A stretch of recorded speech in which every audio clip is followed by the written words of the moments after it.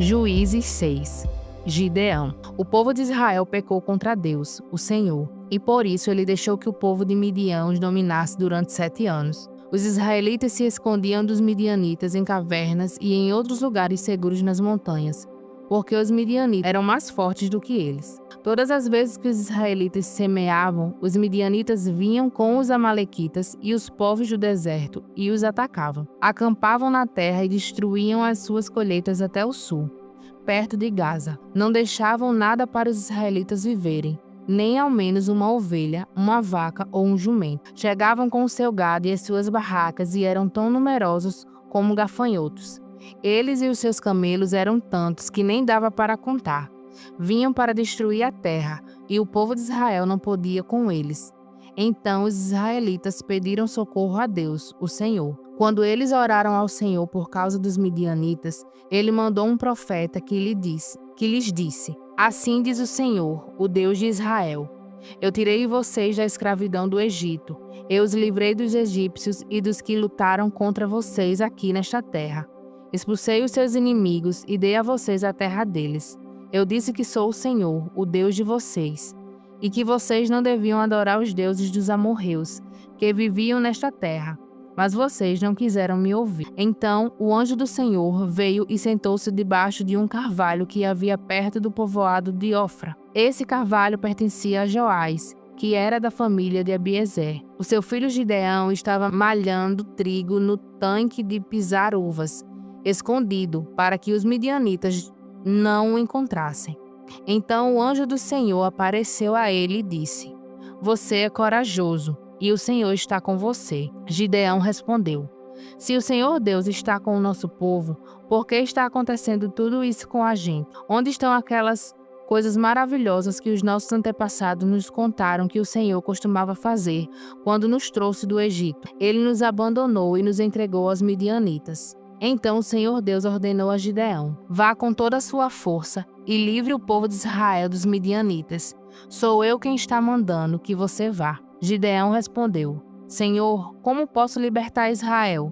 A minha família é a mais pobre da tribo de Manassés, e eu sou a pessoa menos importante da família. Mas o Senhor disse: Você pode fazer isso porque eu o ajudarei. Você esmagará todos os midianitas como se eles fossem um só homem. Gideão respondeu: Se tu estás contente comigo, então dá-me uma prova de que és tu mesmo que está falando. E por favor, não vais embora até que eu te traga uma oferta. E eu ficarei aqui até você voltar, disse Deus. Então Gideão entrou, cozinhou um cabrito e fez pão sem fermento com mais ou menos 10 quilos de farinha. Pôs a comida numa cesta e pôs o caldo numa panela. Levou tudo e entregou ao anjo do Senhor, que estava debaixo do carvalho. Então o anjo ordenou: Ponha a carne e o pão nesta pedra e derrame o caldo em cima. Gideão fez o que ele mandou. Em seguida, o anjo estendeu o bastão que tinha na mão e tocou com a sua ponta a carne e o pão. Então saiu fogo da pedra e queimou a carne e o pão, e o anjo desapareceu. Aí Gideão compreendeu que era mesmo o anjo do Senhor que ele tinha visto, e disse apavorado: Ai de mim, Senhor, meu Deus! Eu vi o anjo do Senhor face a face. Mas o Senhor respondeu: Não fique com medo, tudo está bem, você não morrerá. Gideão construiu ali um altar para Deus, o Senhor, e o chamou de O Senhor é Paz. E até hoje esse altar está em Ofra, cidade que pertence às famílias de Abiezer. Naquela noite o Senhor disse a Gideão: Leve o touro que pertence a seu pai e outro touro de 7 anos, derrube o altar do deus Baal, que é do seu pai, e também o poste da deusa Zerá, que está ao seu lado. Nesse lugar alto e seguro, faça para o Senhor, seu Deus, um altar de pedras bem arrumadas. Depois, pegue o segundo touro e a madeira do poste de Azerá, arrancado, e queime tudo no altar como sacrifício. Gideão levou 10 dos seus empregados e fez o que o Senhor tinha dito. Porém, como estava com medo da sua família e do povo da cidade, em vez de fazer isso de dia, fez de noite. De madrugada, quando os homens das cidades se levantaram, acharam o altar de Baal e o poste da deusa Zerá derrubados e o segundo touro queimado no altar que tinha sido construído ali. E perguntavam: Quem será que fez isso? Procuraram saber e descobriram que tinha sido Gideão, filho de Joás.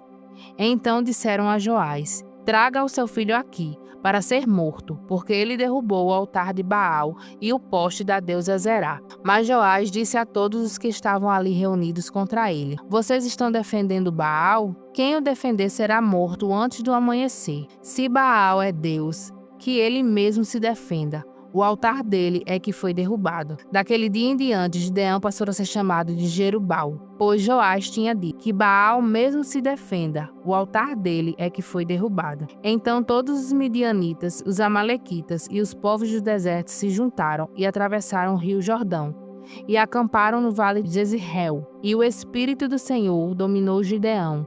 Ele tocou uma corneta feita de chifre de carneiro, e os homens do grupo de famílias de Abiezer foram juntar-se a ele. Gideão enviou também mensageiros para chamar os homens das tribos de Manassés, de Azer, de Zebulon e de Naphtali, e eles também foram se juntar a ele. Então Gideão disse: ó Deus, tu disseste que queres me usar para libertar o povo de Israel. Pois bem, vou pôr um pouco de lã no lugar onde malhamos o trigo. Se de manhã o orvalho tiver molhado somente a lã e o chão em volta dela estiver seco, então poderei ficar certo de que tu realmente me usarás para libertar Israel. O que ele disse aconteceu. Na manhã seguinte, Gideão se levantou, espremeu a lã e dela saiu água que deu para encher uma tigela. Então ele pediu a Deus: não fique zangado comigo, mas deixa que eu fale só mais uma vez. Deixa, por favor, que eu faça mais uma prova com a lã, que desta vez a lã fique seca e que haja orvalho somente no chão em volta dela. E Deus fez isso naquela noite. A lã ficou seca e o chão em volta ficou coberto de orvalho. Jó 36. Quarta fala de Eliú. Eliú continuou a falar e disse: Jó, tenha um pouco mais de paciência, pois ainda vou lhe mostrar que tenho outras coisas a dizer a favor de Deus. Usarei os meus profundos conhecimentos para mostrar que Deus, o meu Criador, é justo. Tudo o que vou dizer é verdade. Quem está falando com você é realmente um sábio. Como Deus é poderoso. Ele não despreza ninguém. Deus sabe todas as coisas. Ele não deixa que os maus continuem vivendo e sempre trata os pobres com justiça. Deus protege os homens corretos, deixa que eles governem com reis e assim tenham uma alta posição para sempre. Mas, se alguns são presos, concorrentes, ou são amarrados com as cordas dos sofrimentos, então Deus lhes mostra que isso é por causa do que fizeram, que é o castigo pelos seus pecados e pelo seu orgulho. Deus faz com que escutem os seus avisos e manda que abandonem o pecado. Se obedecem a Deus e o adoram, então tem paz e prosperidade até o fim da vida. Mas, se não se importam com Deus, então morrem na ignorância, atravessam o rio e entram no mundo dos mortos. Aqueles que têm um coração perverso guardam raiva e, mesmo quando são castigados, não clamam pedindo socorro. Desonram o seu corpo entre si e morrem em plena mocidade. Mas Deus nos ensina por meio do sofrimento e usa a aflição para abrir os nossos olhos. Jó, Deus o livrou dos perigos e o deixou viver em segurança. A sua mesa sempre se comeu do bom e do melhor. Mas você foi julgado e condenado, e agora está recebendo o castigo que merece. Cuidado, não aceite dinheiro para torcer a justiça, nem deixe que as muitas riquezas o seduzam. Não adianta nada gritar pedindo socorro. Todo o seu poder não tem nenhum valor agora. Não fique desejando que chegue a noite em que as nações serão destruídas. Você está sofrendo por causa da sua maldade. Cuidado, não se volte para ela. Como é grande o poder de Deus!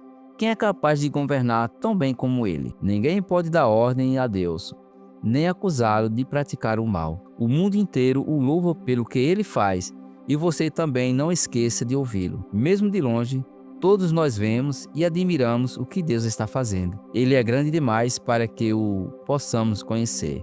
Nós não podemos calcular quantos anos já viveu. Deus faz com que a água da terra suba para o depósito e depois a transforma em gotas de chuva. Assim, as nuvens derramam a água e caem em aguaceiro sobre a terra. Quem entende o movimento das nuvens?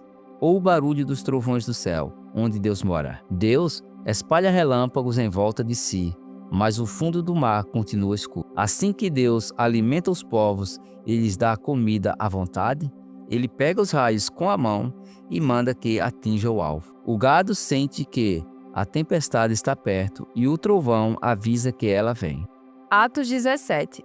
Em Tessalônica, Paulo e Silas passaram pelas cidades de Anfípolis e Apolônia e chegaram a Tessalônica, onde havia uma sinagoga.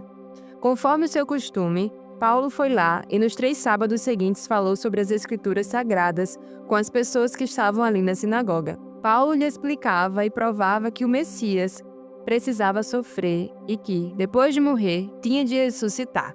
Ele dizia: "Este Jesus que estou anunciando a vocês é o Messias." Paulo e Silas conseguiram convencer disso algumas daquelas pessoas, as quais se juntaram a eles. Um grande número de não-judeus convertidos ao judaísmo e muitas senhoras da alta sociedade também se juntaram ao grupo. Mas os judeus ficaram com inveja. Eles foram buscar alguns homens maus entre os malandros das ruas e formaram um grupo de desordeiros. Estes fizeram muita confusão na cidade e atacaram a casa de Jasão, procurando Paulo e Silas a fim de os levar para o meio do povo. Mas, como não os encontraram, levaram à força Jasão e alguns outros irmãos até a presença das autoridades da cidade, gritando: "Aqueles homens têm provocado desordem em todos os lugares. Agora chegaram até a nossa cidade."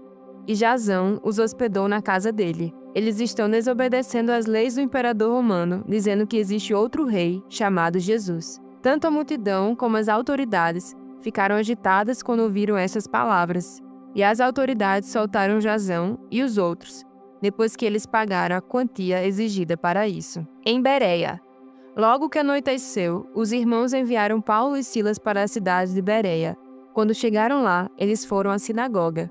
As pessoas dali eram mais bem educadas do que as de Tessalônica e ouviam a mensagem com muito interesse. Todos os dias estudavam as Escrituras Sagradas para saber se o que Paulo dizia era mesmo verdade. Assim, muitos judeus naquela cidade creram, e também não-judeus, tanto mulheres da alta sociedade como também muitos homens. Mas, quando os judeus de Tessalônica souberam que Paulo tinha anunciado a palavra de Deus, também em Bereia, foram até lá e começaram a agitar e atiçar o povo contra eles. Então, os irmãos enviaram Paulo imediatamente para o litoral.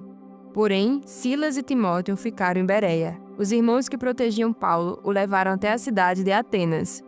Depois voltaram para Bereia, levando um recado de Paulo. Ele pediu que Silas e Timóteo fossem encontrá-lo em Atenas o mais depressa possível.